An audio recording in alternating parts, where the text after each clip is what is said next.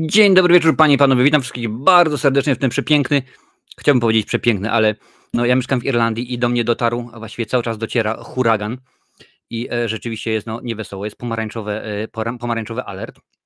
No to nie jest, także jak nas dzisiaj zerwie, to wiecie dokładnie czemu, ale spokojnie. To jest wiadomo YouTube, Facebook, Twitch, LinkedIn i jeżeli wszystko pójdzie dobrze, jeżeli się odpali, będzie Instagram, więc damy radę, panie i panowie. Jeszcze raz witam was bardzo serdecznie. Pomówimy sobie dzisiaj o tym, co tam w chorym łudzie, ale z wielkim naciskiem na Batmana, bo dzisiaj oczywiście naszym gościem będzie Michał Hudoliński, panie i panowie, gentleman, który między innymi poczynił taką oto książkę, Mroczny Rycerz Gotham, więc sobie z nim pogadamy i zaskoczę was. Będziemy mówić o Batmanie. Tak, oczywiście, jak najbardziej, ale na początek, zanim do nas Michał dotrze, muszę wam kilka słów powiedzieć. Witam cię bardzo serdecznie. Cześć, Jason Kruger. Fajnie, że jesteś. Cześć, Kasia Dołak. Fajnie, że również się pojawiasz. Jest i Grabasz, jest i Jerewanicz, Dariusz, a także Brontos. Kłaniam się miłośnikom kina. My również tobie się kłaniamy. Słuchajcie, panie i panowie, wiem, że we środę wjechała recenzja filmu Dracula 3D Dario Argento. Tak, była bluzgana, no bo inaczej nie mogła być. I teoretycznie miała to być ostatnia recenzja filmu Dario Argento, ale okazało się, że udało mi się znaleźć Syndrom Stendhala. Oczywiście jest on po włosku, ale na szczęście ma angielskie napisy, więc damy radę, więc w niedzielę wróć we środę. Najprawdopodobniej się pojawi. Czemu najprawdopodobniej, o tym będzie na końcu odcinka. Potem wiadomo, będziecie musieli składać propozycje, co ma być dalej omawiane w cyklu Kultowe Horrory, bo to tylko i wyłącznie oczywiście od was zależy. To po pierwsze, primo, jak to mawiał Kudłaty bodajże. Po drugie, primo, panie i panowie, październik, jak wiadomo, jest miesiącem udostępniania. Pamiętamy o czym oczywiście. I wśród osób, materiały, które są publikowane na tym kanale, będą udostępniały je na swoich mediach społecznościowych, rozlosujemy jedną osobę, która będzie miała możliwość, jak co roku oczywiście, w grudniowym filmowym quizie charytatywnym zmierzyć się z pytaniami z popkultury, a przy okazji zobaczymy, jak wypadnie na tle takich osób jak Potwornicka z kanału Konglomerat Podcastowy, Marcina z kanału Halfish, Rafała z kanału Galeria Horroru, czy Lincolna z kanału obecnie The Frogmentor, więc rzeczywiście, panie i panowie, będzie ciekawie, więc zapraszam, trzeba udostępniać, bo wiadomo, tak to jest najlepiej z tym wszystkim. Ale słuchajcie, dobra, rozgadałem się, coś tam widzę, że Instagram chyba nie chce odpalić, no ale to może mi się uda w trakcie już odcinka go, że tak powiem, zrestartować i sprawić, ażeby było rzeczywiście super świetnie, ekstra rewelacyjnie. No widzę, że dołączył do nas Lancel. Rok temu było fajnie, rok temu było bardzo fajnie. Chyba Kasia właśnie wtedy, która teraz pisze te słowa, chyba to ona rzeczywiście rok temu miała możliwość zmierzyć się z osobami, o których mówiłem, no i było rzeczywiście bardzo ciekawe. Sekundkę, spróbuję jeszcze z tym Instagramem odpalić go jeszcze raz, może się uda. Niby wszystko w porządku, ale wiadomo, jak wychodzi jak zawsze. Człowiek 5 godzin przygotowuje, z Michałem gada wcześniej, żeby to było dobrze, pięknie, ślicznie, wycyzelowane, a tutaj się jak w filmie sprawa się rypła. Dobra, jeszcze tutaj kopiuj, wklej i zapisujemy i może rzeczywiście się uda. Jak się uda, to zaraz się pojawi, panie i panowie, na Instagramie również. Ale dobra, nie będę przedrzał, bo rzeczywiście nie ma po co. Panie i panowie, czy mam mówić dużo o Michale? Nie będę. Przekornie nie powiem nic. Zobaczymy, będziemy dusić Michała, żeby sam mówił o sobie. Panie i panowie, przed wami mroczny tak, jak najbardziej. Mroczny rycerz księgarni, facet, który o Batmanie wie wszystko, albo prawie wszystko. On nawet wie, uwierzcie mi, że Batman to jest Bruce Wayne. Nie wiem, nie mam pojęcia, skąd ma taką gentleman wiecie. Panie i panowie, oto on przed wami, Michał Hudoliński. Ale nie tak, nie, na cały ekran. Cześć Michale, witam cię bardzo serdecznie. Witam wszystkich, dzień dobry, dobry wieczór. Słuchaj, fajnie, dziękuję w ogóle za przyjęcie zaproszenia do naszego odcinka, bo już twoja książka mi wpadła w ręce i będę tutaj brutalnie szczery, chyba w wakacje 23, ale że ja jestem pierdoła i oprócz tego, że jest twoja książka, że są jeszcze inne książki, bo tutaj akurat jakoś tak się dzieje, że na naszym kanale w miarę ciekawych autorów pojawia się kilku, no to książka dopiero, że tak powiem, trafiła w moje ręce nie tak dawno, jakiś czas temu, no ale zaintrygowała mnie jak najbardziej, tym bardziej piszemy sobie od jakiegoś czasu na Twitterze, w LX-ie. Słuchaj, ale na pewno tutaj są ze dwie osoby, które widzą Michał Hudoliński, co to facet ma koszulkę Batmana. Who is it? Co to jest? O co chodzi? Powiedz nam, Michale, czemu się zainteresowałeś Batmanem i w ogóle kim ty jesteś normalnie i gdzie cię można zobaczyć. Witam. Prowadzę obecnie zajęcia w Kolegium Civitas, które mają bardzo zajmujący tytuł Batman jako mem kulturowy. One wcześniej nosiły nazwę Mitologia Batmana, a Kryminologia. Działam obecnie jako konsultant scenariuszowy, script doctor w show biznesie polskim. Pomagam przy scenariuszach. Mam za sobą przeszłość dziennikarską. Serial o popkulturze do miesięcznika Charaktery, do tygodnika Polityka. Długo współpracowałem z bardzo dobrym kwartalnikiem o designie 2+3D. No a obecnie oprócz konsultacji prowadzę podcast Gota w deszczu i współprowadzę Filmotok wraz z Radomirem Rekiem. Także panie i panowie, ponieważ linki wszystkie dostałem dopiero przed chwilą, także za chwilę, no powiedzmy pod koniec odcinka albo już po odcinku te linki do mediów społecznościowych Michała będzie można jak najbardziej dorwać w opisie, także możecie spokojnie sobie, będziecie mogli wejść, dać suba, łapę w górę, łapę w bok, karata, wiadomo jak to jest.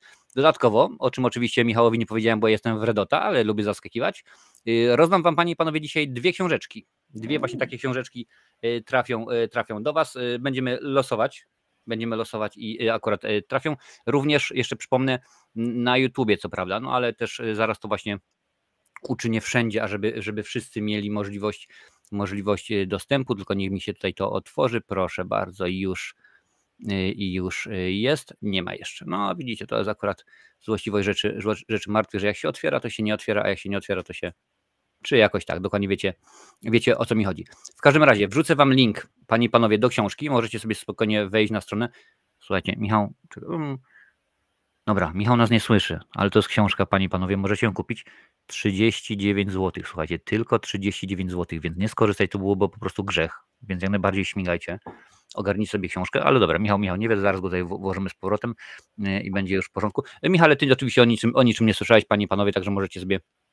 Skądże znowu? No dokładnie, tutaj ja w tym momencie wam wrzucam, ciach, pach, prach, możecie sobie śmignąć i zobaczyć. Słuchaj, no bo oczywiście Batman to jest, ja powiedziałem wcześniej Michałowi, że my tak sobie pogadamy powiedzmy 45 minut, może 90, no ale to naprawdę o Batmanie to byśmy mogli pewnie gadać z 45 albo 90 lat i tak byśmy pewnie tematu nie wyczerpali, bo to rzeczywiście, ja tylko tak zerknę sobie na półkę, no oczywiście oprócz książki Michała, mam komiks, a właściwie nowelę graficzną, powinienem powiedzieć Batman The Court of Owls saga, czyli to jest sąd chyba SUV, czy jak tak to się nazywa? Trybunał SUV, ale masz takiej pomniejszonej wersji chyba. Tak, bo on się ukazywał w odcinkach, a to jest to tak wszystko skomasowane w jednym, co nie?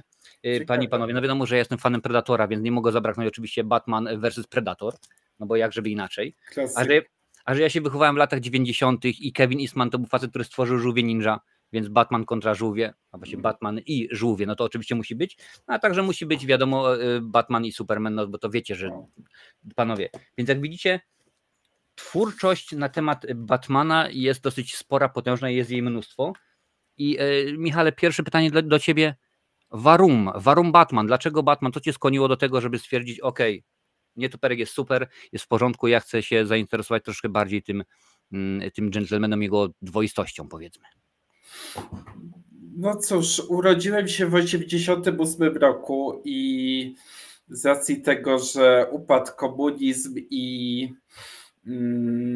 te wszystkie nowinki z amerykańskiego kapitalizmu były wprowadzane do Polski, to nie trudno było zainteresować się komiksami, filmami. To wszystko było wprowadzane do Polski w 90, w 91 roku. Mówię tutaj o dystrybucji Batmana, Bertona, komiksach Tem Semik. No i oczywiście był serial Batman The Animated Series wpierw w telewizyjnej w dwójce. Słucham? Piękna sprawa, ten serial to było coś pięknego. Tak. Ja się wychowałem na tym serialu, dzięki niemu pokochałem kino, bo on też był robiony przez ludzi, którzy kochali stare kino z TCM i kino duarowe, więc no trudno nie było złapać bakcyla. No to bardzo mnie to cieszy. Powiedziałeś, że jesteś 88 rocznik, to ja będę bezczelem, to dzieciak jesteś, człowieku, normalnie. Co ty wiesz, w nogach śpisz? No ale nie o tym nie będę oczywiście mówił. Jak widzicie, panie, panowie, tam jak przyjrzycie się, za Michałem właśnie jest oczywiście tło z Batman The Animated Series, czyli rzeczywiście świetna sprawa. Ja sobie go odświeżyłem, ten serial, wiesz, jakiś czas temu, tylko nie pamiętam teraz na której platformie, pewnie albo na Netflixie, albo na Amazonie. Bo na pewno na Disneyu go nie ma, bo z racji tego, że to jest Warner Brothers. Ja oczywiście mówiąc Netflix, no wiem, że oczywiście, że nie wszystko, co dostępne w Irlandii jest dostępne w Polsce, no ale to akurat już są prawa licencyjne, wiadomo. W Polsce macie Maxa, w Irlandii Maxa nie ma, tutaj jest Paramount Plus i tutaj jest Sky, no ale to rzeczywiście troszeczkę się pozmieniało, panie i panowie. Dobrze, no, czyli wiemy już skąd pomysł na Batmana. No ja w sumie się nie dziwię, bo powiem tak, to jest mój ulubiony chyba bohater komiksowy. Zresztą kiedyś jeden z uniwersytetów amerykańskich zrobił, oni chyba nie mają co robić, więc robią takie różnego rodzaju dziwne egzaminy, dziwne powiedzmy testy i okazało się, że w tym badaniu wyszło, że 3 najpopularniejszych, teraz nie pamiętam, który pierwszy, drugi, trzeci, ale 3 najpopularniejszych superbohaterów komiksowych na świecie to jest Superman, Batman i Spider-Man. No i akurat to mnie w sumie wcale nie dziwi tak naprawdę, bo no, wspomniałeś o Batmanie Bartona, gdzie też było rzeczywiście mnóstwo zagwozdek. Czemu Michael Keaton? No nie chcieli go ludzie, bo komiksowy, bo komediowy aktor i tak dalej, ale od tego, ażeby no, zakochać się, powiedzmy, polubić tę postać, do tego, ażeby wziąć i napisać książkę, która, panie i panowie, w moim przypadku jest egzemplarzem z autografem. Oczywiście tego nie widać, a widać autograf, widać. Jest to egzemplarz z autografem, książka numer 98. A z tego, co pamiętam, jest takich książek tylko i wyłącznie chyba 100, a przynajmniej taki był pomysł na początku. Skąd właśnie pomysł, ażeby swoją miłość ekranową przekuć właśnie na książkę? No, nie czarujmy się, książki ostatnimi czasy są w odwrocie, chociaż przy okazji rozmowy z Karoliną Głogowską okazało się, że czytamy coraz więcej, Polacy czytają coraz więcej, no ale mimo wszystko to nie jest tak popularne jak platformy VOD, więc co się stało, że Michał stwierdził pewnego dnia, a może ja rzeczywiście opiszę Batmana, bo to nie jest to nie jest przygoda, to nie jest, powiedzmy, nowela graficzna, opowieść graficzna, gdzie rzeczywiście tam coś się dzieje. No nie, ty nie przedstawiasz, że tak powiem, fabuły, ty w pewien sposób opowiadasz o Batmanie, o jego fenomenie, prawda? No tak, miałem kilka celów przy realizowaniu tej książki. Po pierwsze, wydawało mi się, że polscy scenarzyści nie mają tego backgroundu komiksowego i trochę napisałem tę książkę dla branży filmowej.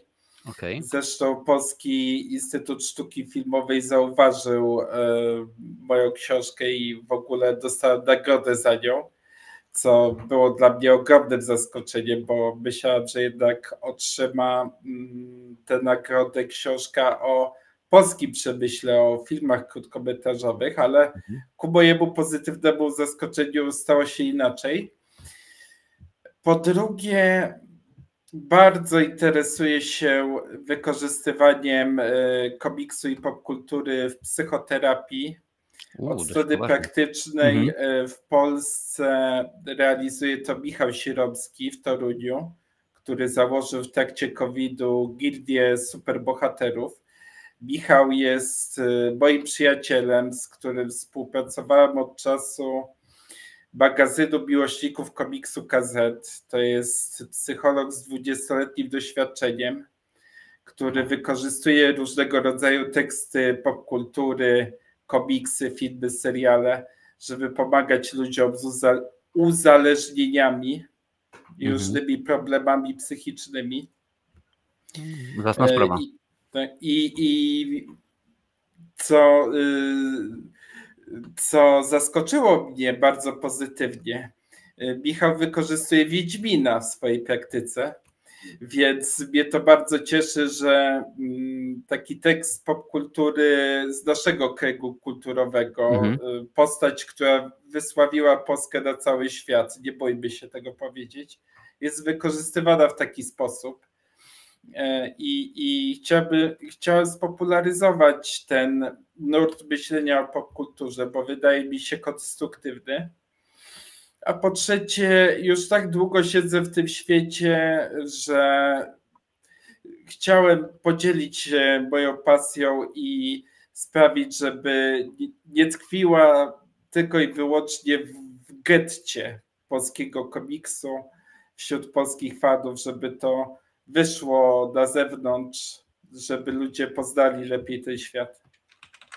No, zgadza się, bo nie wiem, drodzy widzowie, czy wiecie, ale rzeczywiście, jeżeli chodzi o polskie komiksy, no to my nie mamy się tak naprawdę, że powiem, czego wstydzić. No wiadomo, że zaraz ktoś mi powie, tak, wiemy, Kajko i Kokosz, Tytus, Romek i Atomek i tak dalej. No uwierzcie mi, tych tytułów jest bardzo dużo, żeby nie powiedzieć jeszcze więcej. Są takie rzeczy nawet, o których my nie pamiętamy. Ja jako dzieciak nawet czytałem takie komiksy, to było bodajże Tajemnica Złotej Maczety, niewiele osób pewnie teraz to pamięta, ale rzeczywiście mnóstwo tego było i nawet pamiętam, że pytaliśmy o to w jednym z quizów filmowych, także rzeczywiście dobrze akurat, bo to jest fajna sprawa, że pokazujesz, że coś się tutaj dzieje, że coś fajnego można zrobić. Tutaj Lancel pisze, że u mnie wszystko zaczęło się od starego pierwszego Batmana, potem była jakaś animacja w TV, więc zapewne The Animated Series, a zupełnie postać tą polubiłem po świetnej serii gier od Rocksteady, czyli Arkham Asylum i tak dalej. No to rzeczywiście popularyzacja. Sasik napisał, w 88 to już wszystkie odcinki Izaury były. Więc rzeczywiście coś w tym jest. Jak widzisz, rozstrzał widzów wiekowy na naszym kanale jest dosyć spory, także akurat i pojawiały się i dowcipne uwagi i rzeczywiście te konstruktywne. Jak długo? Od momentu, kiedy stwierdziłeś, ok, no to rzeczywiście teraz jest pora na to, ażeby wziąć i napisać tę książkę, żeby ją zrobić. Od kiedy zaświtała myśl do momentu, kiedy wziąłeś do ręki piękny, pachnący egzemplarz od wydawnictwa Universitas, ile to czasu zajęło? Jak długo? No cała sprawa, domyślam się, że oczywiście zbieranie materiałów, pisanie, później korekta, redakcja i tak dalej, i tak dalej. Od momentu, kiedy postanowiłem, że chcę to zrobić, do momentu wydania książki minęło 2 lata. Podjąłem decyzję w trakcie głębokiego COVID-u.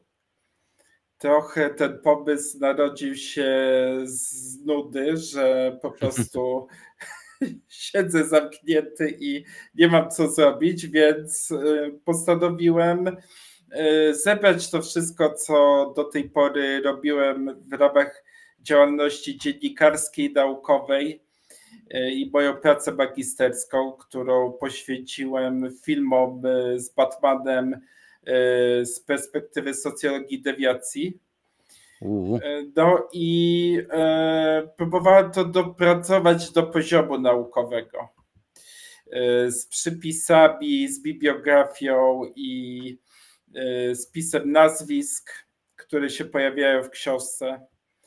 Więc tak, to zajęło 2 lata.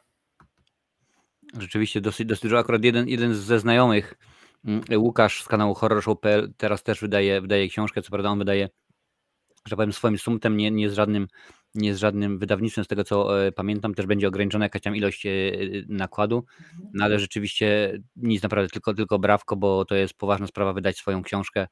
No, niewiele osób może powiedzieć, wydałem swoją książkę. No, jeżeli w ogóle mówimy o książkach o popkulturze, tak, to sytuacja się zmienia w Polsce. Pojawiają się specjalistyczne wydawnictwa, które tłumaczą klasyki tego typu literatury na polski. Wiem, że jest wydawnictwo, z którym współpracuje pan Czartoryski, który tłumaczy komiksy Marvela i DC dla wydawnictwa Egmont i z tego co wiem, to tam się pojawi w ogóle historia o tym, jak Peter Jackson stworzył w ogóle świat filmowy Władcy Pierścieni. Cieszę się, że to się zmienia, że ten rynek się rozrasta, bo To jest bardzo żywotny element kultury. Już dawno jesteśmy poza takim czasem, kiedy dzieliło się na świat popkultury, kultury popularnej i tej kultury wysokiej. Teraz popkultura ma tyle elementów kultury wysokiej, zwłaszcza japońska, że ten podział nie ma racji bytu. A kiedy według Ciebie to się stało? Bo tak jestem ciekaw, czy miało na to wpływ, no nie czarujmy się, MCU, tak, największa franczyza na świecie, bo chyba bodajże na jutro mam zaplanowany post, gdzie jest informacja o tym, że wszystkie filmy Marvela do tej pory na całym świecie zarobiły ponad 31 miliardów dolarów, więc potężne pieniądzury. No i tak naprawdę gdybyśmy, no i tutaj mówię to jest z ręką na sercu, gdybyśmy pewnie na pół roku przed premierą pierwszego Ironmana, czyli pierwszego filmu MCU, zapytali kogokolwiek, tak zwykłego Kowalskiego, czy wiesz, kim jest Iron Man, to pewnie by co najwyżej mu się kojarzyło z zespołem Black Sabbath albo piosenką zespołu Piersi, a nie znaliby komiksowego. Czy według Ciebie to jest właśnie to, że no, tak MCU, Marvel ruszył rzeczywiście z kopyta i potem no, DC próbowało to tworzyć, to uniwersum i tak to rzeczywiście wszystko się rozrosło, bo nawet jak tylko popatrzmy na to, to rzeczywiście wiele innych komiksów z mniejszych, że tak powiem, wydawnictw, z mniejszych wytwórni również zaczęły być tworzone z mniejszym lub większym sukcesem. Wiadomo, że był Hellboy i to powiedzmy było w porządku przy okazji pierwszych dwóch części, później niekoniecznie, było RIPD i tak dalej, rzeczywiście tych komiksów mnóstwo jest. Czy według Ciebie to jest tak, że kino i telewizja, powiedzmy, czy tam VOD pociągnęły komiksy i w tym momencie, tak jak już mówisz, w tym momencie to już nie jest niszowe, tylko to już rzeczywiście jest trend i tak naprawdę każdy raczej tam kojarzy, czy jednak jakiś inny aspekt miał na to wpływ? No oczywiście to wszystko wina Bertona, filmu z 1989 roku, bo on stworzył taki model promocji filmu poprzez merchandising, poprzez to sprzedawanie podkoszulek, zabawek, co dało profity Warner Brothers, ale pod względem takim światotwórczym, skoro wspominasz MCU, to trudno tutaj nie wspomnieć właśnie o DC Animated Universe, do którego należy Batman The Animated Series. Tak. Tam jest również Superman The Animated Series, Justice League Unlimited, no i oczywiście Batman Beyond. To jest bardzo ważne, bo to jest pierwszy raz, kiedy pomyślano o spójnym uniwersum superbohaterów. I sam fakt, że przy tych wszystkich projektach pracował Paul Dini, jest kluczowy, bo to jest facet, który przy Lostach odgrywał rolę kreatywnego producenta. Więc to, co zrobił właśnie Dini z Timem i z Radomskim, jest w ogóle kluczowe względem tego, co się potem zadziało w filmowym uniwersum Marvela. I no, nie można o tym zapominać. Oczywiście tam kilka razy pociąg się wykoleił, czy to przy Schumacherze, czy to przy Snyderze, ale no, nie chcę odbierać Warnerowi tej roli kulturotwórczej, z której Marvel, Disney tylko korzystał. Okej. No rzeczywiście, tutaj widzę, nawet Sasik napisał, że pierwszy Batek to złoto. No i trudno się nie zgodzić rzeczywiście, bo ja również należę do kościoła Tima Burtona i powiem, że pierwsze dwa Batmany to były super. O ostatnich produkcjach Tima Burtona już powiedzmy dzisiaj nie będziemy mówili. Nie są co prawda najlepsze, ale nie będziemy mówili. Ciekaw jestem, jak pan Michał zapatruje się na Batmana z sutkami. Ludzie raczej nie przypadają, a ja bardzo lubię Clooney'a, Arniego i Zabawa na całego. Oczywiście mowa o czwartej części, czyli że to powinienem móc wyjąć, bo to jest cała paczka. Jest, proszę bardzo, Batman Forever z Valem Kilmerem i Batman i Robin. Ja tylko przypomnę, drogi George'u Clooney'u, bo zapewne oglądasz każdy odcinek, cały czas mi wisisz $10, ponieważ ja ten film widziałem. No i tak jak już mówię wcześniej o Schumacherze, a z $10 chodzi o to, że George Clooney kiedyś właśnie powiedział, że on wie, że ten film był beznadziejny, on był słaby, ale pozwolił mu przejść z aktora telewizyjnego, pozwolił mu przejść z ostrego dyżuru na stać się aktorem kinowym i on dziękuję właśnie widzom za to, że poszli oglądać, a każdy, kto przyniesie mu bilet i udowodni, że oglądał ten film, dostanie od niego zwrot kosztów, czyli powiedzmy przysłowiowe $10. A jak to wygląda u ciebie? Bo tam rzeczywiście no, masa postaci, tak? No, Batman, Robin, Batwoman mieliśmy, no oczywiście, że Alfred to oczywista oczywistość, ale był Mr. Freeze, trujący blusz. Bane pojawił się po raz pierwszy, co prawda w bardzo głupiej roli, no, ale się rzeczywiście pojawił, dużo się działo. Jak ty się zapatrujesz na tego Batmana Joela Schumachera, który powiedzmy miał dużo więcej problemów niż powinien? Wspomniałeś o Bane'ie. Ciekawa anegdota wiąże się z Batmanem i Robinem, bo okazało się, że Schumacher zatrudnił do tej roli faceta, który wcześniej pracował dla mafii i robił bardzo konkretną rzecz, to znaczy mordował ludzi. No, to jest zadziwiające. Dowiedziałem się o tym z relacji jego córki, która ostatnio udzieliła wywiadu w Ameryce. Było to no, dość szokujące. Natomiast z Schumacherem, to, że on spartolił Batmana i Robina, bo to nazwać to inaczej, wynika moim zdaniem z jego rozgoryczenia względem tego, jak Warner Brothers potraktowało Batmana Forever. Bo ten film miał być o 40 minut dłuższy, miał być o wiele głębszy, poważniejszy, a w pewnym momencie producent wykonawczy wszedł do akcji i zabrał Schumacherowi film i pociął go i ułożył go w taki sposób, jaki go znamy do tej pory. Zresztą za rok będzie 30-lecie tego filmu i aktywnie też działam wraz z innymi fanami na świecie, żeby jednak Schumacher's Cut? Tak, wrzucić tę dłuższą wersję tego filmu, bo bardzo lubię te usunięte sceny z czerwonym pamiętnikiem.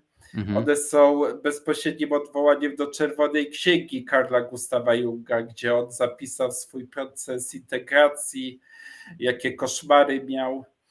Tak, ten związek Batmana z zagadką i sprawy, że tak powiem, psychologiczne też są w tych scenach dużo głębsze, bo też widziałem część ich.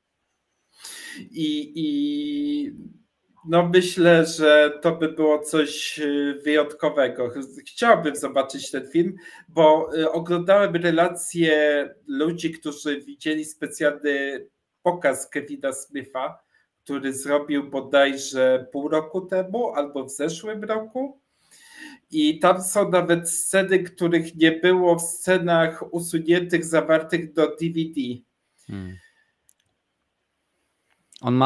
Kevin Smith jest wielkim fanem właśnie komiksów. Nie tak dawno, bo akurat obserwuję go na Twitterze, na Instagramie, panie i panowie.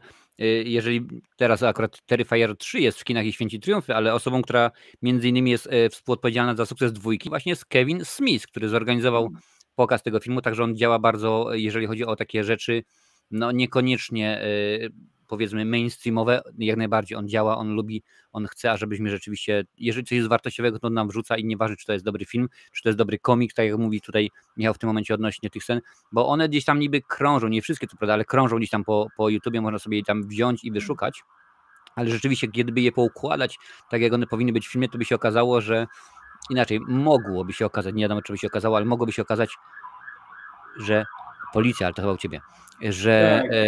Jadą właśnie po Warszawa to Gotham. No widzisz, pewnie by się okazało, że jest dobrze.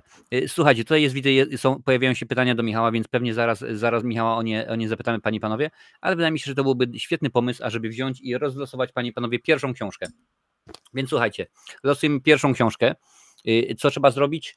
Nie trzeba być subskrybentem, być wspierającym i tak dalej, nie ma takich rzeczy, po prostu trzeba wziąć i w komentarzu w tym momencie na czacie trzeba wpisać słowo, uwaga, zaskoczenie, Batman.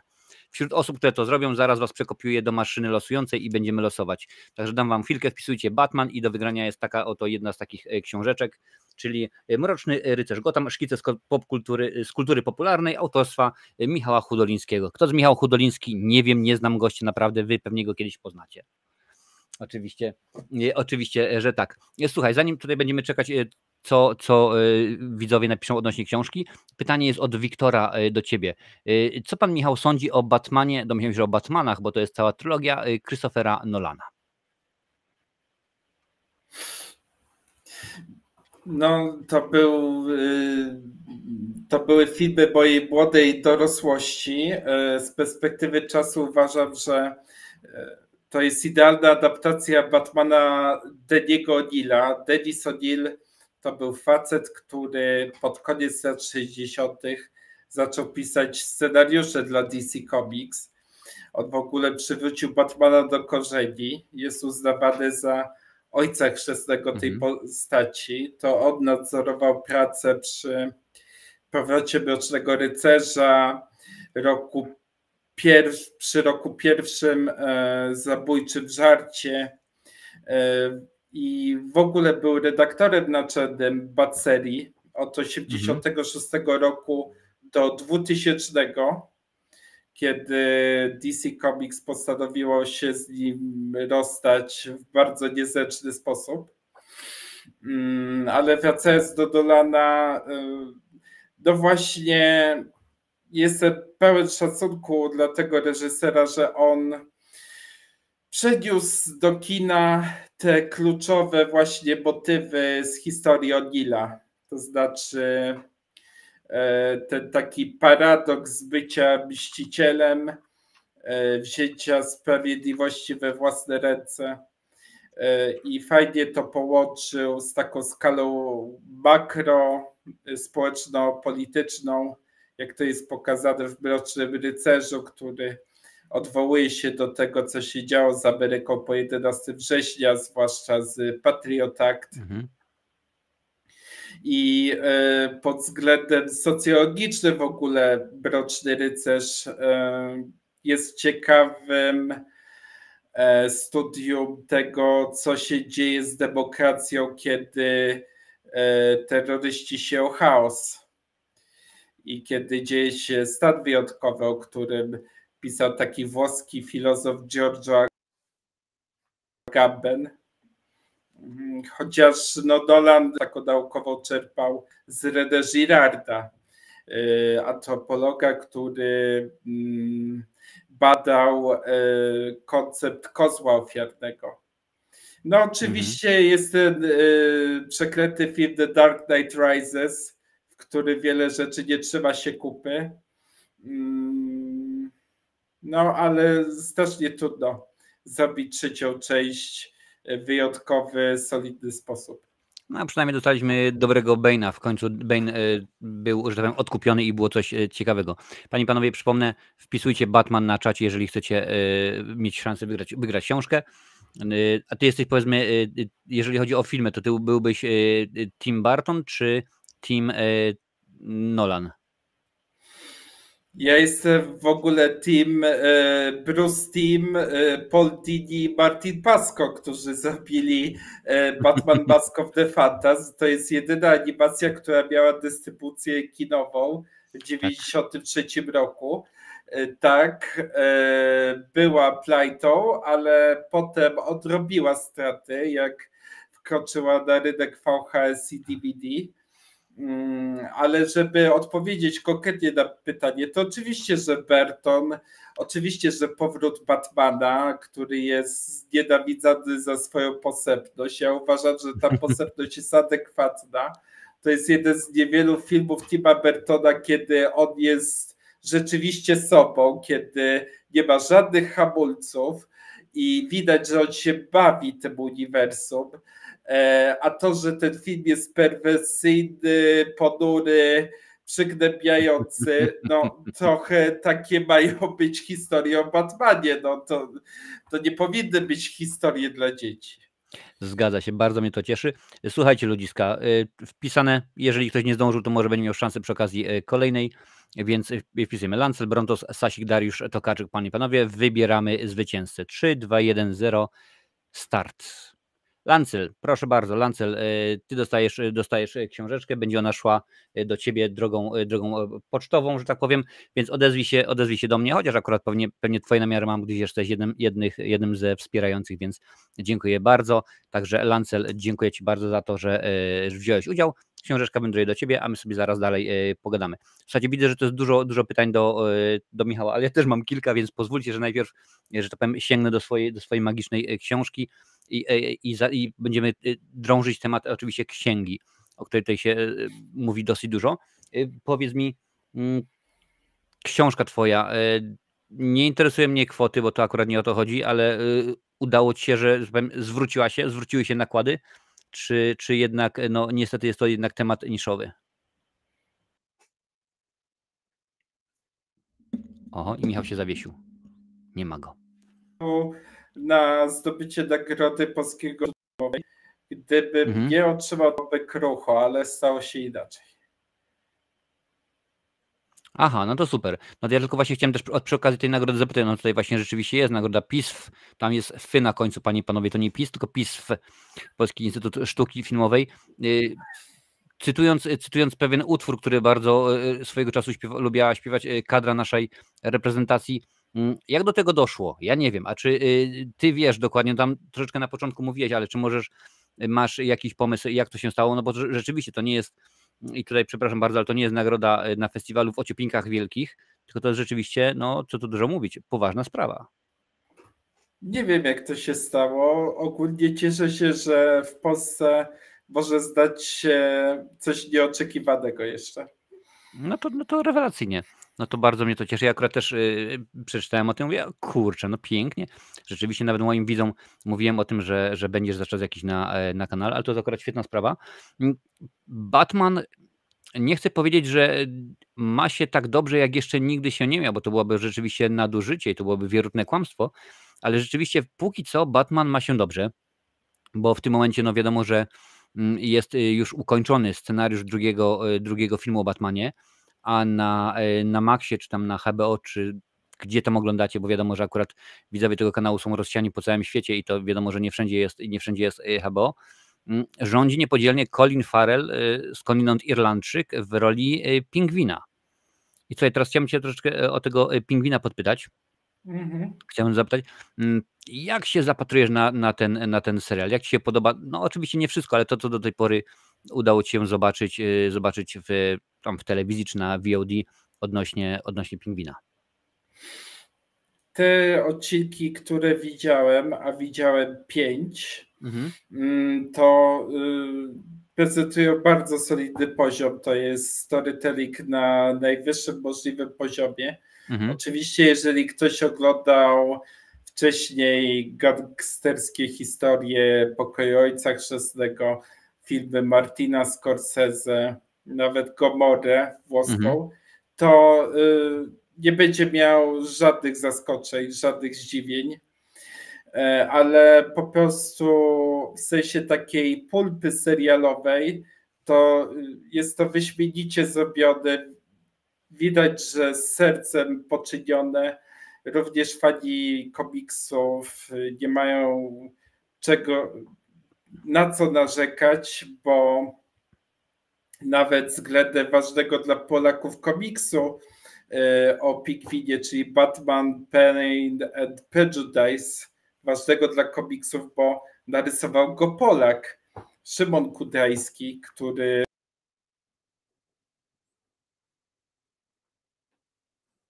no jak widać, pogoda nie tylko u mnie daje wyznaki, a może temu komiksowi też jest.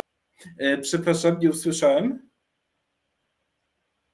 Nie, bo po prostu rwiecie, no ale domyślam się, że to jest akurat kwestia tego, że u mnie jest burza, sztorm, huragan, wichura.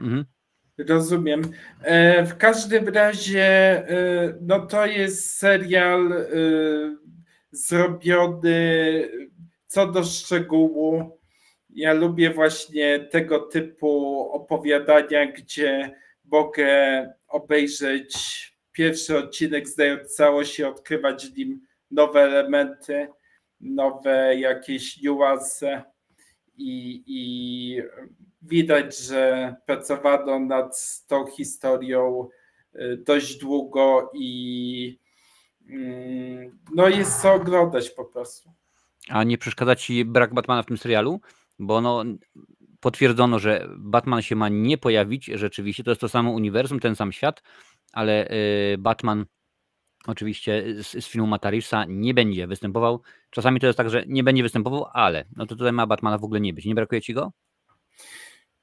Jest to dziwne, ale ogólnie w sferze praw autorskich Warner Brothers ma problemy, gdy Harley Quinn była wykorzystywana w filmach Suicide Squad, gdy mogła się pojawiać w CW, w Arrowverse tak zwanym, które teraz dogorywa za sprawą Lois and Superman, bo teraz się pojawia ostatni sezon, który zamyka to uniwersum.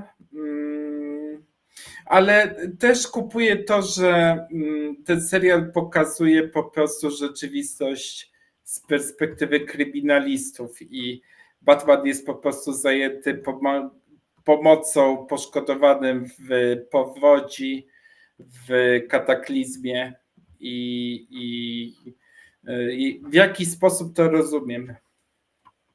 Okej, no w porządku. Ja też to rozumiem, bo no, Batman ma inne rzeczy na głowie i tak naprawdę byśmy go musieli wrzucać do każdego serialu, czy tam powiedzmy do każdej produkcji, no to było dużo. Mimo że szef Warner Brothers, David Zaslav, jakiś czas temu powiedział, ja chcę więcej Batmana w Batmanie. Bo rzeczywiście Robert Pattinson, panie i panowie, gdzieś tu mam oczywiście film, jak najbardziej, ten ostatni, że tak powiem, ostatnie wcielenie Batmana. Teoretycznie to jest uniwersum alternatywne. No i on się ma nie pojawiać, no ale właśnie Zaslav chce, żeby było go więcej, że on ma być w tym momencie tym głównym Batmanem i zobaczymy, panie i panowie, jak to będzie wyglądało. Więc jeżeli lubicie Batmana i macie ochotę, to oczywiście obejrzyjcie sobie Pingwina, bo to bardzo fajnie rozszerza nam obraz, rozszerza nam cały świat, to co rzeczywiście tam się dzieje. Ja tylko przypomnę, bo oczywiście mogę, a czemuż by nie, kto mi zabroni, ale nie w tę stronę, w drugą stronę, że dzisiaj naszym gościem, panie i panowie, jest Michał Hudoliński, autor, proszę bardzo, tejże książki, no i pokazuje książkę i zrobił mały ekran, co za debil, no ale niech będzie.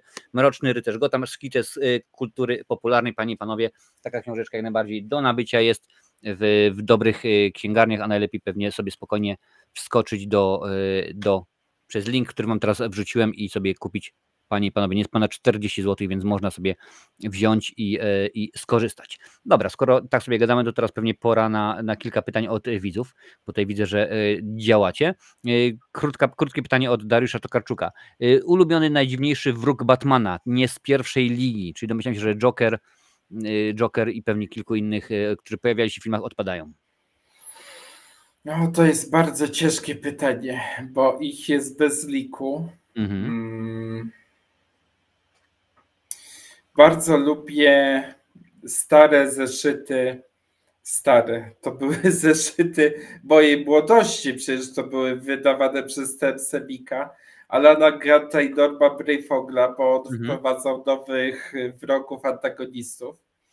I tam był numer one shot taki, Gorączka, który opowiadał o takim Japi, facecie pracującym dla korporacji, który w narkotycznym amoku po prostu walczył sam ze sobą, żeby nie popełnić morderstwa. Potem świetnie zainspirował się tym nomen omen Schumacher, robiąc swój upadek z Michaelem Douglasem w 1994 roku bodajże. Piękny film skądinąd.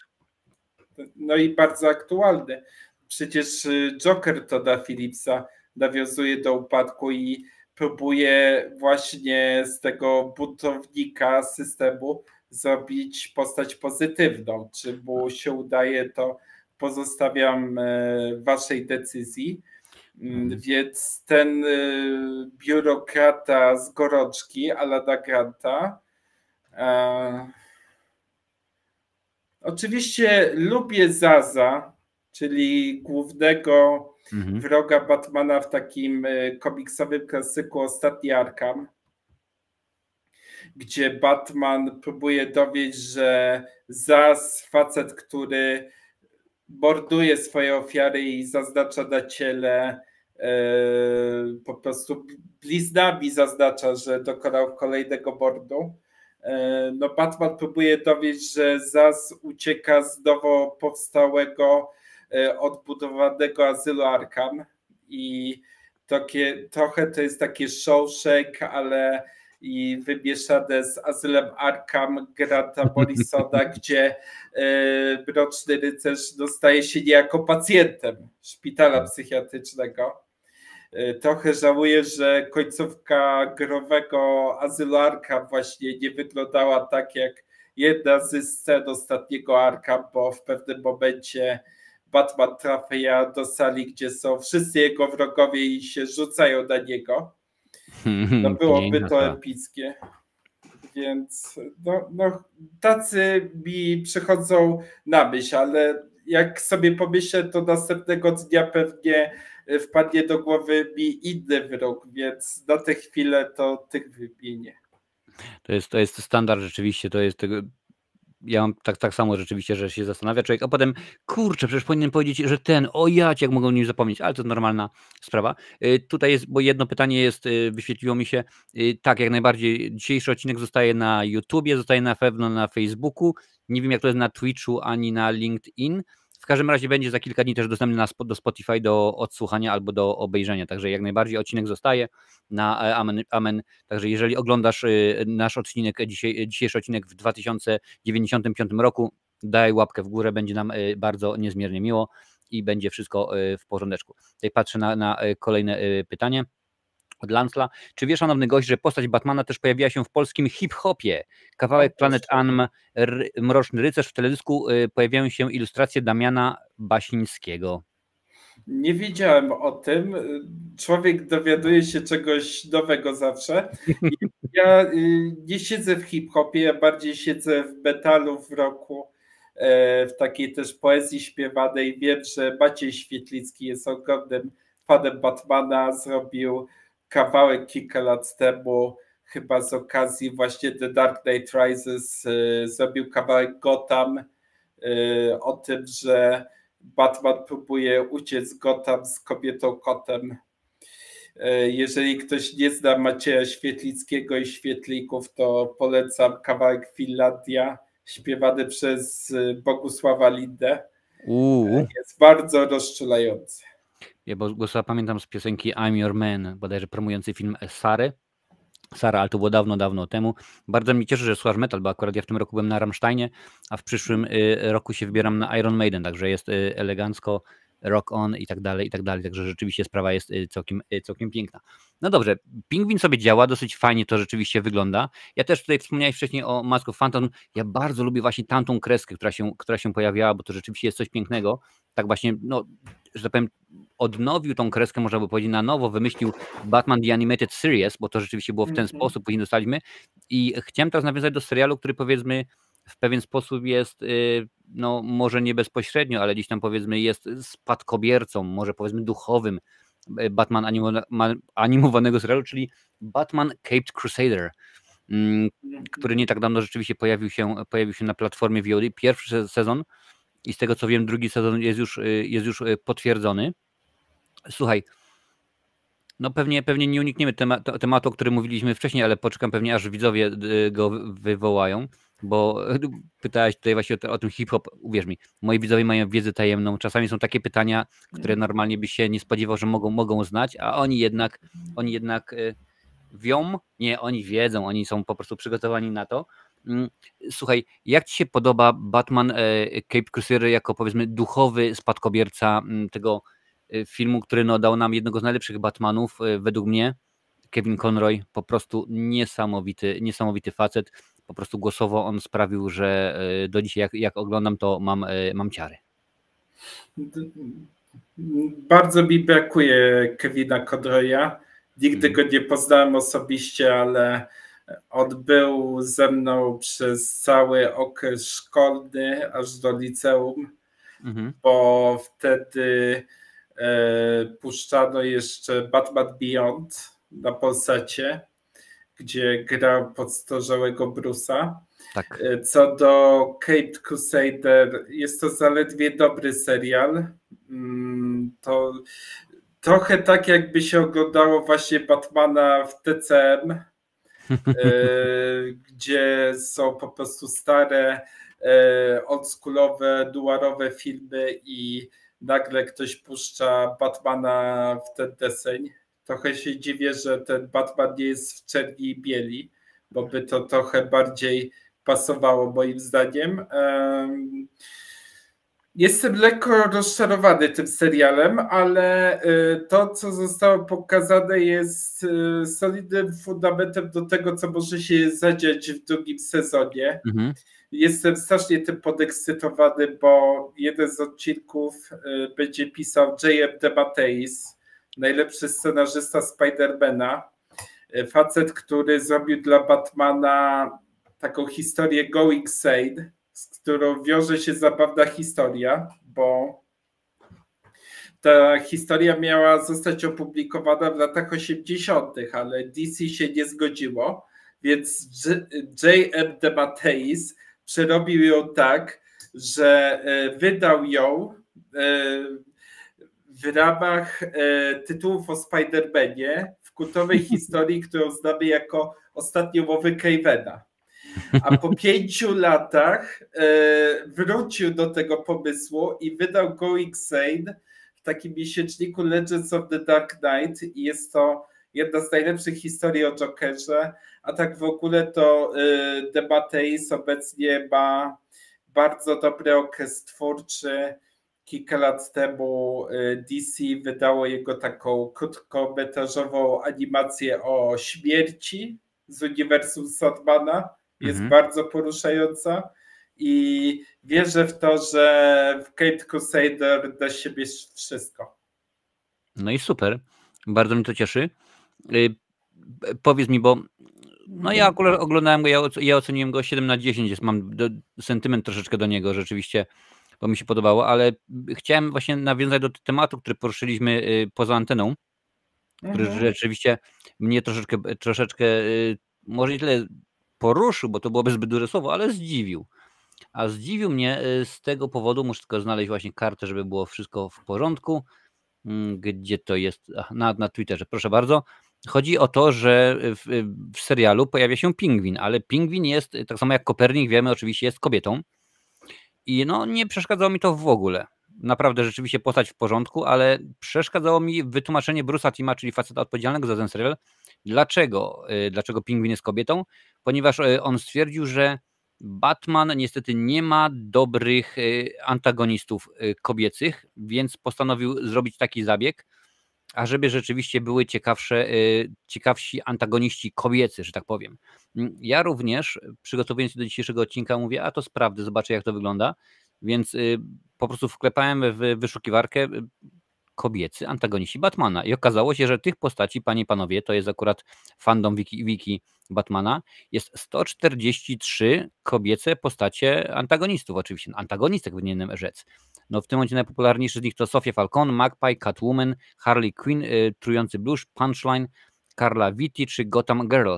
No ale jak tutaj popatrzycie, no to rzeczywiście tego jest całe mnóstwo. I chciałem ciebie, Michale, zapytać, o co chodzi? Jak ty się na to zapatrujesz? Czy takie wytłumaczenie, najpierw na początku, czy rzeczywiście Pingwin jako kobieta ci przeszkadza, czy po prostu totalnie jest to, nie ma znaczenia? I czy takie wytłumaczenie, że no, stwierdził, dobra, muszą być kobitki, bo nie ma dobrych kobitek, co może nie być do końca prawdą i jest prawdziwe? Czy akurat tu się rozeszło o coś innego?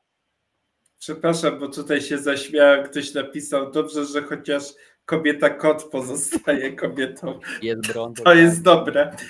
A co do zamiany płci Pingwina, powiem, że wyjątkowo jakoś mnie to nie dotknęło.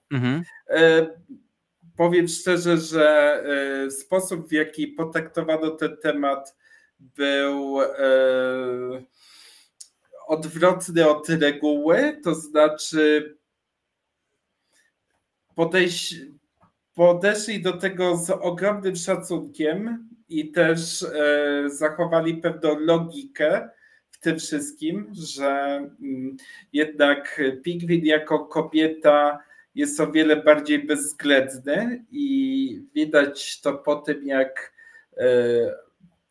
Oswalda potraktowała swoje dzieci. co zresztą nawiązuje do komiksów Toma Kinga. Ostatnio on zrobił taką długą historię właśnie o pingwinie, gdzie po raz kolejny rozlicza się ze swojego rozdziału oraz tego, co tam robił w Afganistanie i w innych służbach wywiadowczych. No, wydaje mi się, że wiele osób po prostu w internecie szuka atencji, żeby ukazać swój gniew wobec takich działań. Tutaj w tym przypadku jest to o tyle niesłuszne, że Bruce Timm wiedział, co robi.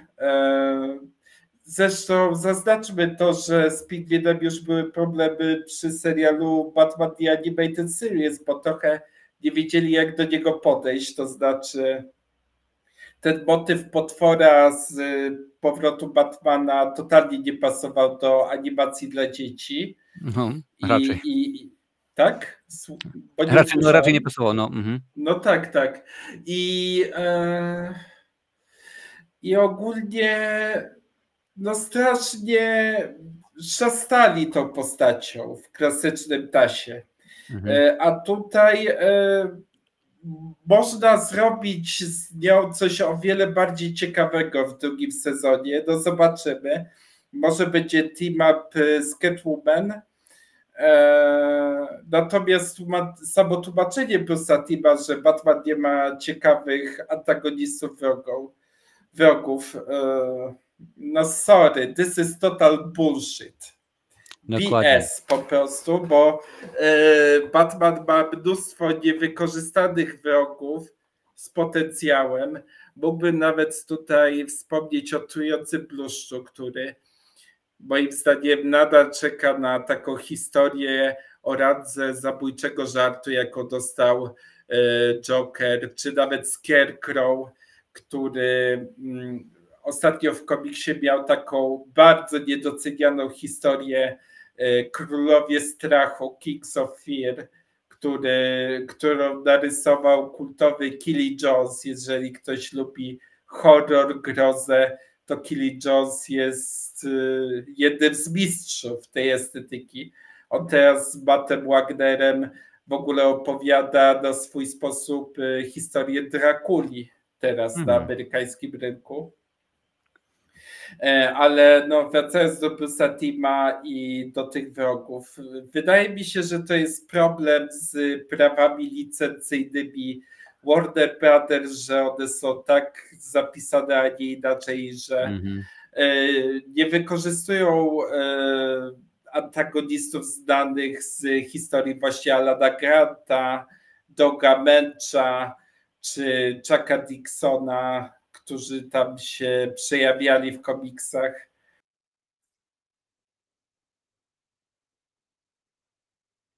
No jest dobrze. No to mi się właśnie też tak zdaje, to drodzy widzowie, to nie chodzi o to na przykład, że załóżmy DC ma prawa, nie no, jeżeli chodzi o komiksy, potem mamy oczywiście animacje czy filmy na przykład, to są całkowicie różne prawa, bo to wiadomo, że ktoś inny ma do tego, ktoś inny ma do tego i tak dalej, i tak dalej.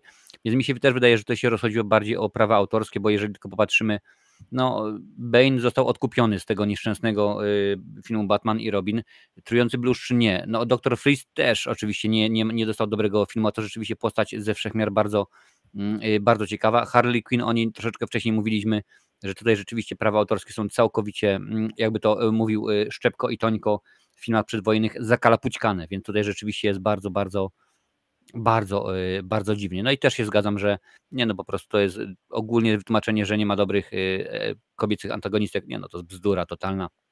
Ja też jestem za tym, ja mam dosyć filmów, w których pojawia się Joker, w którym cały czas pojawia się powiedzmy ewentualnie te same postacie, dajcie nam jakichś fajniejszych. Ja cały czas czekam na fajne wydanie filmu albo powiedzmy jakiejś tam animacji, gdzie będzie sensownie pokazany Killer Croc, bo go rzeczywiście bardzo uwielbiam. To znaczy Warner popełnia kardynalny błąd, że nie pozwala Batmanowi dojrzeć, nie pozwala mu posiadać pomocników pokroju Robina, właśnie Batgirl Ja osobiście marzę o takim filmie łączącym tradycję amerykańską i japońską, gdzie Batman by współgrał z Batgirl Cassandrą Cain, która jest moją ulubioną sojuszniczką Mrocznego Rycerza. To jest takie subtelne połączenie ninja z Matyldą z Leona Zawodowca.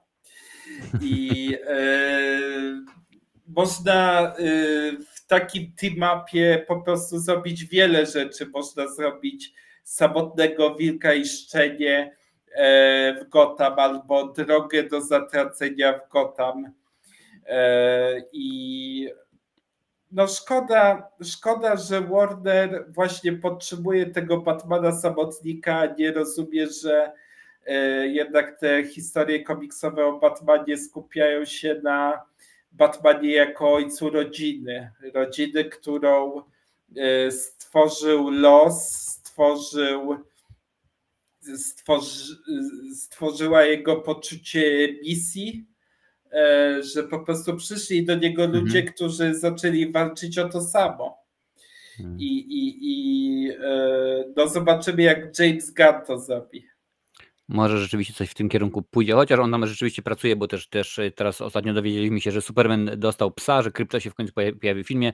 Może rzeczywiście pójdą po rozum do głowy i stwierdzą, no to już musimy mieć nie tylko Batmana, ale rzeczywiście wrzucimy i może będzie Barbara Gordon, może będzie Batgirl, może będzie Jason, oczywiście Jason Todd, może będzie Robin, a może rzeczywiście jeszcze porzucimy mu Nightwinga, Nightwinga i rzeczywiście może coś się będzie działo. Zobaczymy, panie, panowie, pożyję, uwidiem. Zaslav chce, czyli szef Warner Bros. Więcej Batmana w Batmanie? Może, Michale, twoje życzenie stanie się dla niego rozkazem. Oby tak było. No w ogóle w Warnerze ostatnio dzieją się dziwne rzeczy, bo mówimy o bardzo zadłużonej korporacji, która ostatnio dała propozycję nie do odrzucenia Christopherowi Nolanowi. To znaczy Warner ostatnio, jeżeli wierzyć temu, co jest napisane na Facebooku, wręczył Nolanowi czek składający się z 7 cyfr, żeby wrócił właśnie do tego studia. I ponoć Nolan nie dość, że wziął czek, to postanowił pozostać przy Universalu. Tak, i teraz dla Universalu robi też kolejny film. Także jest Memento i jest Untitled Christopher Nolan Universal Project. Także to jest 2026, czyli najwcześniej pojawi się w Warner Brothers za jakieś 3, może 4 lata, więc no strzał w kolano całkiem spory. No ale to się oczywiście zdarza. Słuchaj, kolejne pytanie do ciebie. Jaka jest opinia szanownego gościa o grach Rocksteady w uniwersum Batmana? Jak się w nie wkomponowują? Bo późniejsze Gotham Knights już kiepsko strasznie. Jak to jest według ciebie? Grałeś? Miałeś okazję? Oczywiście, że grałem. Uwielbiam Azyl Arkham. To jest taka próba zrobienia właśnie Azylu Arkham Morrisona w konwencji The Animated Series dla dorosłych.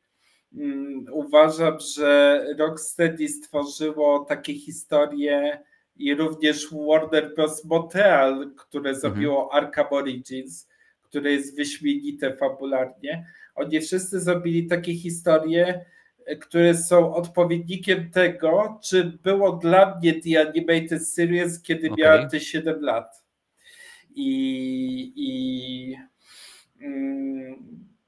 No, to było świetne poczucie bycia Batmanem, zwłaszcza w Arkham Asylum, bo fajnie to pokazali na samym początku, że Batman pomimo swoich możliwości zawsze jest za późno. I to jakby podkręca jego poczucie misji, to, że no chce dokonać takiego rewanżu na Jokerze. Zresztą ten subtelny ruch ręką względem Jokera w windzie na samym początku gry pokazuje, że to już musiało być po tym wszystkim, jak Joker zabił Jasona Todda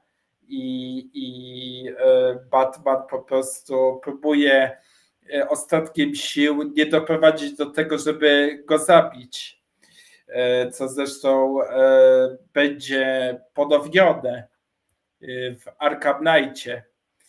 Więc bardzo, bardzo solidne gry i no szkoda, że zostało to zniszczone grą Suicide Squad, która dla mnie jest przykładem wandalizmu kulturowego. No Suicide Squad niestety nie tylko growo, ale i filmowo można powiedzieć, że nie do końca się udaje. Ostatni film powiedzmy był dużo lepszy, ale to co dostaliśmy wiele lat temu i tego Jokera to w wykonaniu Jareda Leto to powiedzmy, cytując, parafrazując traperów, spójrzmy story na te spory i pomówmy o Batorem, bo rzeczywiście tam nie ma na czym się rozwodzić. Ale w tym momencie rzeczywiście mieliśmy ten Caped Crusader, jest Pingwin, niedługo druga część Batmana, oczywiście niedługo w cudzysłowie, bo to wiadomo rzeczywiście, że troszeczkę nam czasu to zajmie. Zaslav chce więcej Batmana w Batmanie. Wydaje mi się, że przyszłość naszego Mrocznego Rycerza póki co pisze się, że tak powiem, rysuje się całkiem fajnymi barwami, mimo że on powinna być mroczna, powinna być ciemna, powinna być noir, a tutaj rzeczywiście wygląda dobrze, bo projekty się fajnie rozwijają i to rzeczywiście, abstrahując od Jokera, drugiej części, wygląda rzeczywiście co najmniej przyzwoicie. Teraz, gdy rozmawiamy, to w Nowym Jorku kończy się New York Comic Con i ogłoszono na nim, co się będzie działo w DC Comics niebawem. Chyba ktoś w tym wydawnictwie wrócił po rozum do głowy, bo wskrzesili Vertigo. Wraca Jeff Leb wraz z Jimem Lee do miesięcznika Batman w marcu. Robią drugą część Hasha, więc solidne rysunki wrócą do Batmana i wreszcie ktoś zauważył, że Chip Zdarsky niespecjalnie dobrze radzi z Batmanem. No chwała Bogu, że ktoś coś z tym zrobił, bo po prostu nie dało się czytać po prostu. To chyba jeden z najgorszych radów, jeżeli chodzi o komiksy z Batmanem. Co jest zadziwiające na Zdarskiego, bo zrobił świetnego Daredevila dla Marvela. No, ale nie ukrywam, że teraz cieszę się jak dziecko, jak gówniarz, który czytał Powrót Mrocznego Rycerza w zeszytach, kiedy był wydawany właśnie Absolut Batmana. I akurat czytałem pierwszy zeszyt i jest naprawdę bardzo, bardzo dobry. To trochę tak, jakby czytano madgowego Batmana, ale naprawdę takiego bardzo przemyślanego i zgoła niepodobnego do tego, co znamy obecnie, bo ten Batman nie ma pieniędzy, nie ma fortuny, nie ma kamerdynera, wychował się na przedmieściach Gotham. W ogóle klasyczni jego wrogowie z komiksów to teraz jego kuple z piaskownicy, bo w zasadzie wychowywał się wraz z nimi. No tak, no nie jest miliarderem, ale jest za to inżynierem, mechatronikiem. Jego peleryna to są takie macki doktora Octopusa, a w ogóle na piersi jego znak to tak naprawdę trzon siekiery, którą użył w pierwszym zeszycie. Wiem, że to brzmi absurdalnie, ale względem tego, co jest przedstawione w tym świecie, Scotta Snydera ma to swój sens. No i najważniejsza zmiana, to znaczy, skoro Batman jest biedny, no to Joker jest multimiliarderem, kryminalistą, który w ogóle się nie uśmiecha i nie daj Boże ktoś przy nim zażartuje, to może umrzeć. Czy to byłaby twoja ulubiona wersja Batmana, taka alternatywna? No chyba tak, bo ta postać potrzebuje bardzo poważnego liftingu. Gdy ja go czytałem, to miałem takie poczucie, że te komiksy wyprzedzają czas, to, co niegdyś było science fiction, teraz jest rzeczywistością. Mamy sztuczną inteligencję, różnego rodzaju nowinki. Niebawem zobaczymy biotechnologię napędzoną sztuczną inteligencją. I po prostu komiksy muszą nadganiać to wszystko. I po prostu, jeżeli Batman nadal ma życie jako mit, to muszą twórcy nowych historii rozkminić, co będzie się działo za 30 lat. Tak mi się wydaje. A my sobie pożyjemy, mówili, zobaczymy. No ale rzeczywiście, fajnie to wszystko wygląda. Wspomniany Kevin Smith też miał swój Comic-Con ostatnio, to był Chronic-Con. Tam też rzeczywiście troszeczkę się działo, ale troszeczkę oczywiście również w innym aspekcie. Tutaj widzę, że Lancel nawiązuje do Jokera. Ile Jokera z Jokera jest w kreacji Joaquina Phoenixa? Czy zdaniem gościa to ciągle Joker, czy już raczej film psychologiczny? Mowa oczywiście, domyślam się, o drugiej części filmu z Phoenixem, a także Lady Gagą.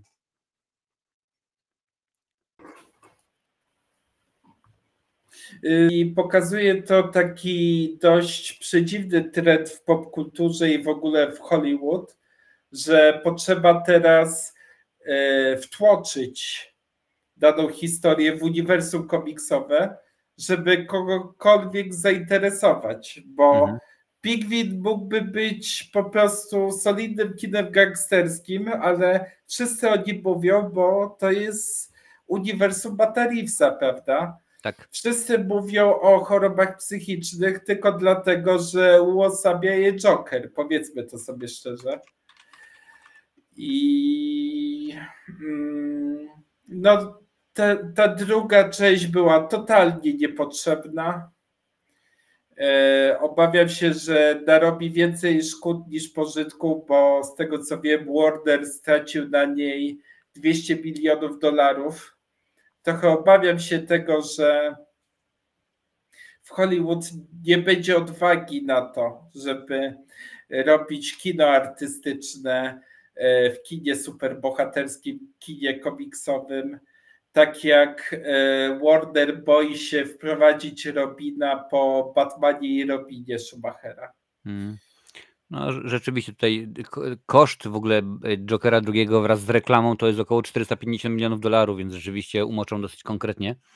No chyba, że im się to powiedzmy w pewien sposób tam zwróci na VOD, ale to już bardziej w formie subskrypcji, czy tam łapek w górę, czy powiedzmy tam czasu wyświetlania, to jest normalna sprawa. No ale zobaczymy. Ja też nie jestem fanem Jokera. Drugiej części, panie i panowie, recenzja jak najbardziej na kanale jest. Możecie ją sobie obejrzeć. I pytanie od Dariusza. Co myślisz o nadchodzącym filmie animowanym Batman Yakuza? Dla mnie to jest przerost formy nad treścią. Ja uwielbiam anime, uwielbiam mangę. Obecnie w Polsce jest wydawana bardzo dobra manga o Batmanie, gdzie tam łączy się Mrocznego Rycerza z posthumanizmem.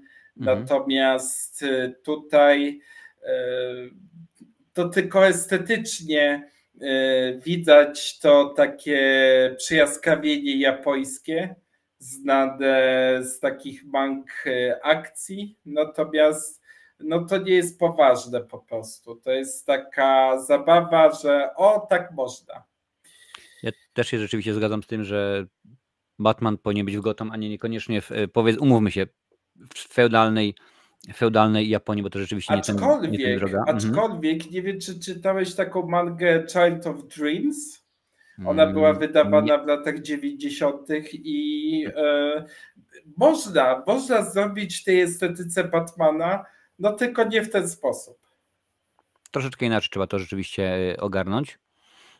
Ja, panie i panowie, po raz ostatni? Może nie, ale przypomnę, że dzisiaj naszym gościem jest Michał Hudoliński. Proszę bardzo, tak, jak najbardziej autor tejże pięknej książki, bo tej zakładki, słuchajcie, wam nie pokazywam, ale tego tutaj on wrzucił normalnie całe mnóstwo. Słuchajcie, to jest tam tyle tych zakładek, tyle różnego rodzaju naklejek i tak dalej, że nic tylko się cieszyć. Więc całkiem smerfowo. W każdym razie, Michał... Chciałem dogodzić. Proszę, dziękuję bardzo, dogodziłeś bardzo. Autor książki Mroczny Rycerz Gotham, szkice z kultury popularnej. Za chwilę jeszcze jedna taka książeczka do was, panie i panowie, trafi. Jeżeli chcecie sobie kupić od razu, jak najbardziej ciach, jest na czacie jest link, możecie kliknąć. 39 złociszy i jest książka wasza, panie i panowie.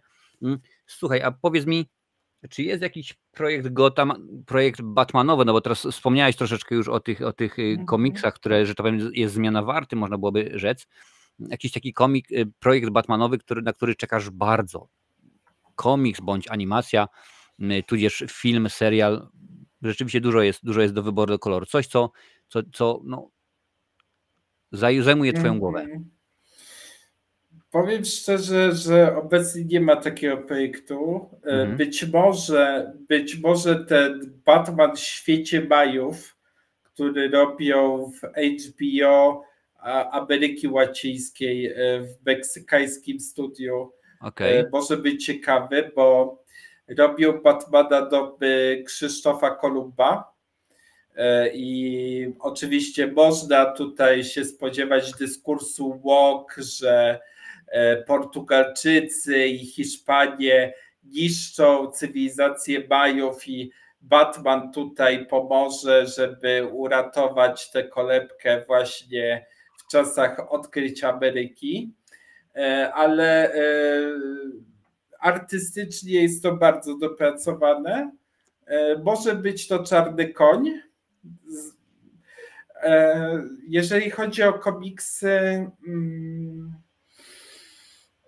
no czekam na zakończenie Gargoyle of Gotham.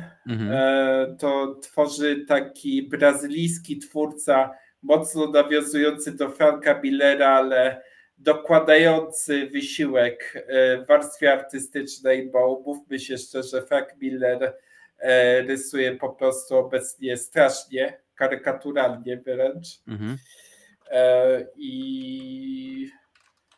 I to chyba tyle.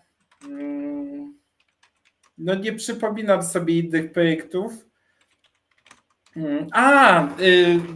No w sumie oprócz Absolute Batman obecnie zrobił na mnie bardzo dobre wrażenie komiks Batman and Robin Marka Waida i Chrisa Samney, jeżeli ktoś lubi old school, bo w zasadzie ten komiks rozpoczyna się od pierwszej nocy, kiedy Batman i Robin w ogóle wychodzą w miasto.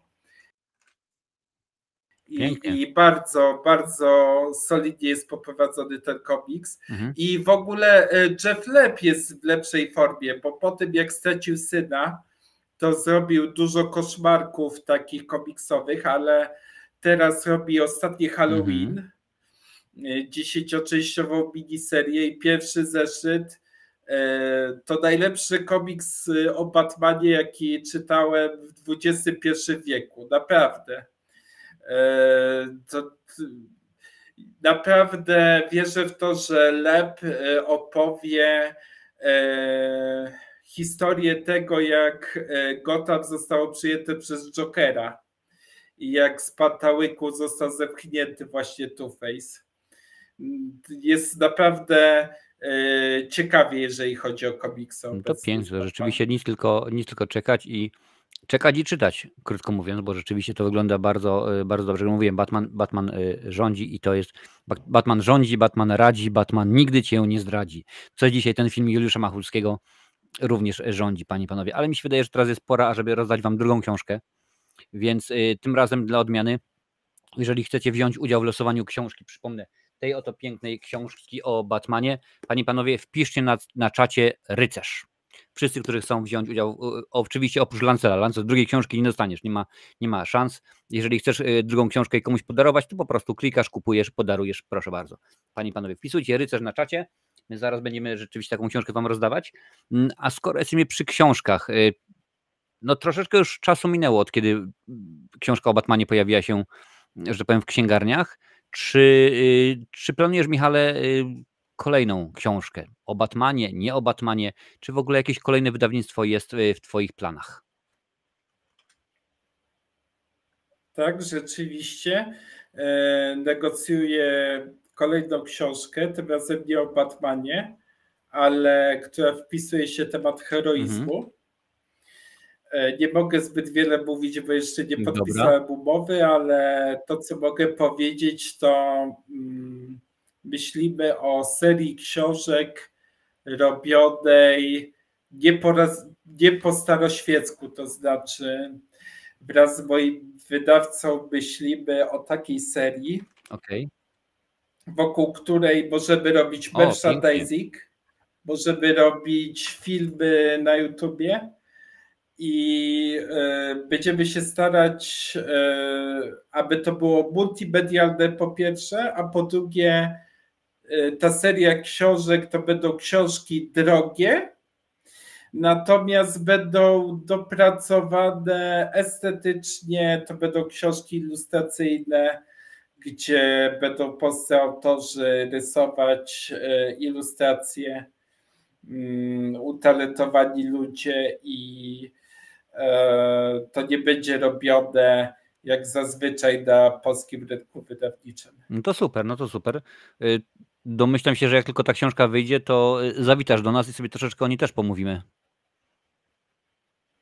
Bardzo chętnie. Zapamiętam to i odezwę się jak... Dokładnie, jak to mawiali w kabarecie. Mamy komóreczki, jesteśmy in touch, także spokojnie, w porządeczku.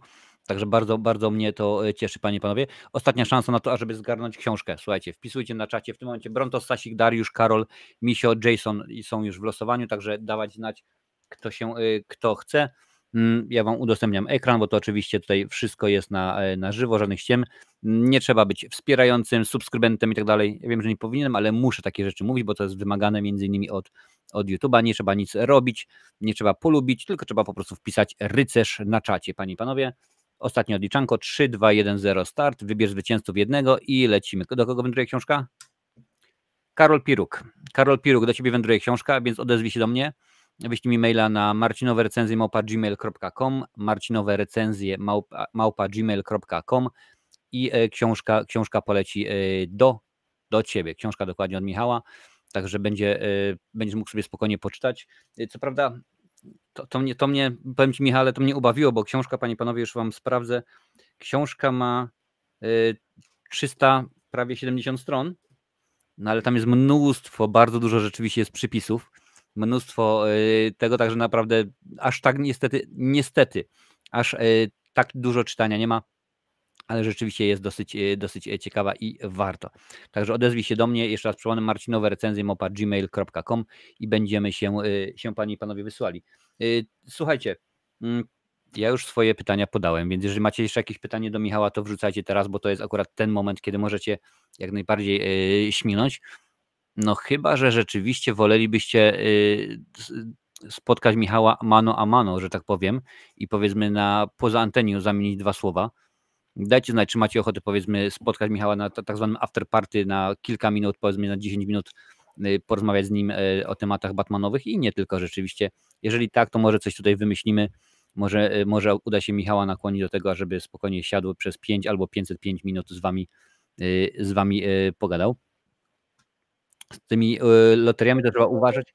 Sobie jedną rzecz taką powiem, że gorąco polecam przeczytać taki komiks o Batmanie, który wydano w Impicie Vertigo. On się zwie Dark Knight True Batman Story. To jest komiks biograficzny Paula Diniego, jednego właśnie z najważniejszych scenarzystów, jeżeli chodzi o komiksy o Batmanie. On tam tłumaczy, dlaczego nie napisał samodzielnie scenariusza do filmu animowanego Mask of the Phantasm, bo to jest typ komiksu terapeutycznego, opowiadającym o tym, jak Paul Dini był ofiarą napadu w Los Angeles, który spowodował, że musiał przebyć kilka operacji plastycznych i ogólnie miał doła przez wiele lat z tego powodu. Fajnie tam wykorzystano właśnie postaci Batmana jako takie archetypy psychologiczne. No to pięknie. I to jest taki komiks, który nie pojawia się w różnego rodzaju zestawieniach i jest trochę zapomniany, chociaż on był wydany 5-6 lat temu, ale jeżeli ktoś chce zrozumieć jak jest wykorzystywana obecnie popkultura w Ameryce, to jest jakby najlepszy przystanek. Gdybyś miał wybrać dwa komiksy. Jeden komiks dla osoby, która w ogóle, ale to w ogóle nie ma pojęcia o Batmanie, słyszała, że gdzieś tam jakiś film był, dla takiej początkującej osoby, i jeden komiks dla osoby, która o Batmanie może nie wie wszystko, ale widziała filmy, widziała kilka animacji, mniej więcej ogarnia, co jest, taki powiedzmy dla zaawansowanej. Ja byś mógł polecić jeden komiks dla totalnego nowicjusza i jeden dla, powiedzmy, dla profesora. To jakie by to były tytuły? Jasne. No to dla nowicjusza zdecydowanie Długie Halloween. To jest komiks, jeżeli ktoś kocha Ojca Chrzestnego, to zakocha się w Długim Halloween. To jest historia narodzin Two-Face'a i tego, jak Gotham z miasta gangsterskiego przemieniło się w miasto szaleńców. A dla takich starych wyjadaczy, ojej, to tutaj można dużo wymieniać, ale teraz mi przychodzi na myśl taki kultowy zeszyt z serii Batman Shadow of the Bat. To jest bodajże zeszyt 10 albo 11. On się zwie po angielsku Nobody, a po polsku on się zwał Paddict.